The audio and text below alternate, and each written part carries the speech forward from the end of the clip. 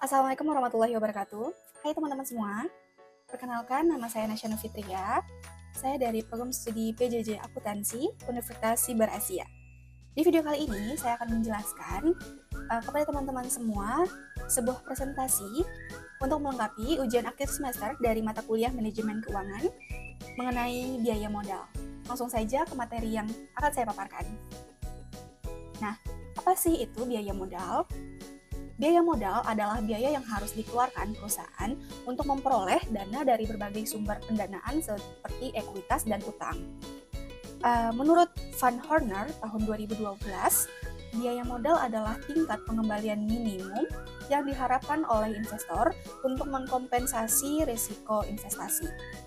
Next, ada 5 fungsi biaya modal. Yang pertama itu menentukan pengembalian minimum yang harus dicapai untuk ketentuan investasi. Dan yang kedua, menjadi acuan dalam memilih proyek dengan pengembalian lebih tinggi dari biaya modal. Jadi sebagai tolak ukur untuk pemilihan proyek di sebuah perusahaan. Dan yang ketiga, membantu menentukan kombinasi utang dan ekuitas yang menghasilkan biaya modal terendah. Nah, yang keempat, itu mencerminkan tingkat risiko pendanaan yang dihadapi perusahaan.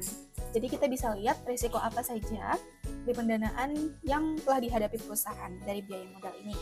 Dan yang kelima, yaitu mengukur efisiensi keputusan manajerial berdasarkan pengembalian yang lebih tinggi dari biaya modal. Lanjut ke materi berikut.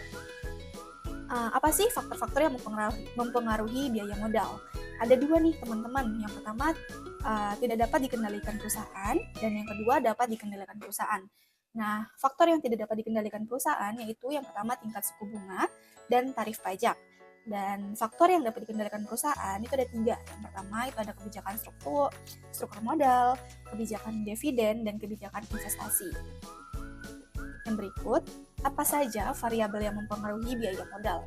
Nah, untuk variabel ini ada 4 teman-teman. Yang pertama, yaitu keadaan-keadaan umum perekonomian. Nah, ini akan mempengaruhi biaya modal dalam sebuah perusahaan. Yang kedua, ada daya jual saham suatu perusahaan. Jadi, kita bisa dilihat untuk biaya modal ini dilihat dari penjualan saham di sebuah perusahaan. Dan yang ketiga, adanya besaran pembiayaan yang diperlukan.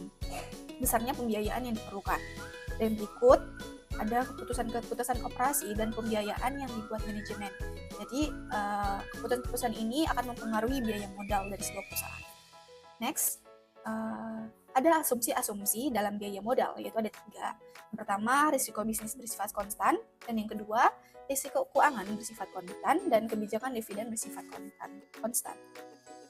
Nah, untuk biaya modal individual, yaitu tingkat pengembalian yang diinginkan oleh investor untuk setiap sumber pendanaan, yaitu ekuitas dan utang.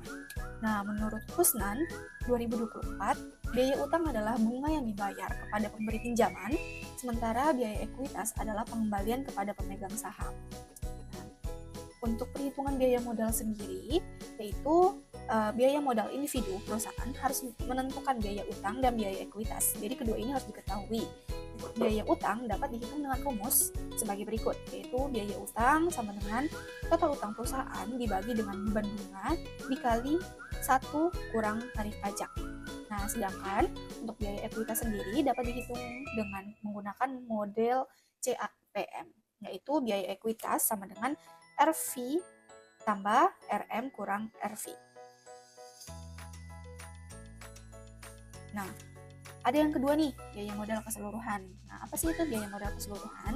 Biaya modal secara keseluruhan adalah rata-rata tertimbang dari biaya masing-masing sumber pendanaan yang digunakan oleh perusahaan, baik itu ekuitas, utang, maupun sumber pendanaan lainnya. Biaya modal keseluruhan ini sering disebut juga sebagai Weighted Average Cost of Capital atau WACC. WACC ini mencerminkan tingkat pengembalian minimum yang harus dicapai oleh perusahaan untuk memenuhi harapan investor dan kreditur, serta untuk mempertahankan nilai pasar perusahaan. Nah, untuk perhitungan biaya modal keseluruhan ini beda dengan biaya modal individual. Nah, langkah-langkahnya yang pertama itu identifikasi dulu semua sumber modal seperti utang jangka panjang, jangka pendek, utang saham preferensi, utang jangka panjang, utang jangka pendek, saham preferensi, saham biasa, dan laba ditahan. Dan yang kedua, hitung proporsi masing-masing sumber modal terhadap total modal. Dan yang ketiga, hitung biaya masing-masing sumber modal. Dan yang keempat, kalikan proporsi masing-masing sumber modal dengan biayanya, lalu jumlahkanlah hasilnya. Nah, rumusnya ini WACC sama dengan WD, yaitu proporsi utang, dikali dengan RD, yaitu biaya utang, ditambah WSP atau proporsi saham preferensi dikali RSP, yaitu biaya saham preferensi, ditambah WSB, yaitu preferensi saham biasa, dikali dengan RSB, biaya saham biasa, dan ditambah WLD, yaitu proporsi laba ditahan, dikali dengan RLD, yaitu biaya laba ditahan. Nah, untuk contoh perhitungan biaya modal keseluruhan, untuk contoh perhitungannya, misalkan nih, sebuah perusahaan memiliki struktur modal sebagai berikut. Yang pertama, utang jangka panjangnya 300 juta diketahui, dan 300 juta ini 3%-nya dari total modal dengan biaya 10% per tahun. Nah, untuk saham preferensinya 100 juta, yaitu 10% dari total modal dengan biaya 12 per tahun. Nah, ada saham biasa 200 juta, 20% dari total modal dengan biaya 15% per tahun. Ada juga laba ditahan 400 juta, yaitu 40% dari total modal dengan biaya 18% per tahun. Nah, kita langsung hitung saja untuk perhitungan WACC-nya. Proporsi utang 30% dari 13 juta yang tadi saya bilang. Maka didapatkan hasil perkalian dulu dari total hutang, saham preferensi, saham biasa, dan laba ditahan. Jadi WACC-nya itu dari saham proporsi utang yaitu 3%, dari saham preferensi itu 1,2%, dari saham biasa 3%, dan dari laba ditahan itu 7,2%. Nah, dari semua proporsi itu harus ditambahkan keseluruhan. Jadi total WACC-nya 14,4% gitu. Selanjutnya, kesimpulan dari presentasi saya hari ini, yaitu biaya modal ini adalah biaya real yang harus dikeluarkan oleh perusahaan untuk memperoleh dana baik hutang, saham preference, saham biasa, maupun laba ditahan untuk mendanai suatu investasi perusahaan. Nah, untuk biaya modal sendiri atau COC merupakan biaya yang harus dikeluarkan atau dibayarkan oleh perusahaan untuk mendapatkan modal yang digunakan untuk investasi perusahaan. Jadi, biaya modal itu sangat berpengaruh, teman-teman. Berpengaruh besar bagi perusahaan untuk menjalankan aktivitas perusahaan karena biaya modal bisa dijadikan patokan perusahaan untuk mengetahui nih apakah perusahaan tersebut mendapat profit atau tidak. Nah, mungkin itu saja kesimpulan yang bisa saya sampaikan untuk teman-teman semua. Saya rasa presentasi ini sudah bisa dimengerti, dan saya mohon maaf sebelumnya untuk penjelasan saya yang agak kurang jelas untuk bagi teman-teman semua.